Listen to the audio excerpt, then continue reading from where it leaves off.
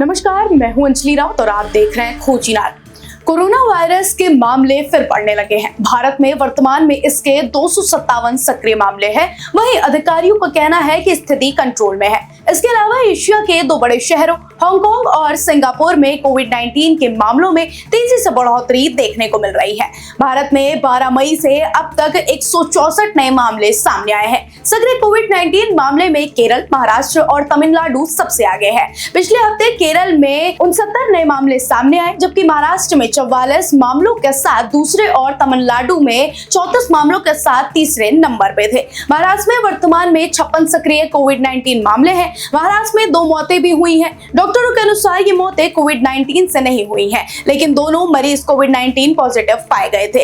ऐसे में सवाल उठ रहे हैं कि मृत्यु प्रमाण पत्र में कोविड-19 क्यों नहीं लिखा गया। मुंबई के किंग एडवर्ड मेमोरियल अस्पताल ने इन दोनों लोगों की मौत की सूचना दी थी। बताया था कि एक 59 साल के कैंसर रोगी थे, जबकि 14 साल की लड़की को किडनी की बीमारी थी। मुंबई में जनवरी 2025 से अप्रैल 2025 तक कोविड-19 के बहुत कम मामले सामने आए थे। बीएमसी ने कहा कि मई में कुछ मामले सामने आए हैं, लेकिन उनकी संख्या बेहद सीमित है और अब तक कोई क्लस्टर या गंभीर प्रकोप की सूचना नहीं मिली है। केंद्रीय स्वास्थ्य मंत्रालय के सूत्रों ने द हिंदू को बताया कि भारत ने अपनी सतर्कता बढ़ा दी है। ज्यादातर मामले हल्के हैं, वो गंभीर नहीं है और उनका मृत्यु दर का कोई संबंध नहीं है। सूत्र का कहना है कि देश की बड़ी आबादी को देखते हुए वर्तमान में भारत में मामलों की संख्या बहुत कम है। हांगकांग में 10 हफ्तों में वीकली मामलों में 30 गुना से ज्यादा की बढ़ोतरी हुई है। सिंगापुर में भी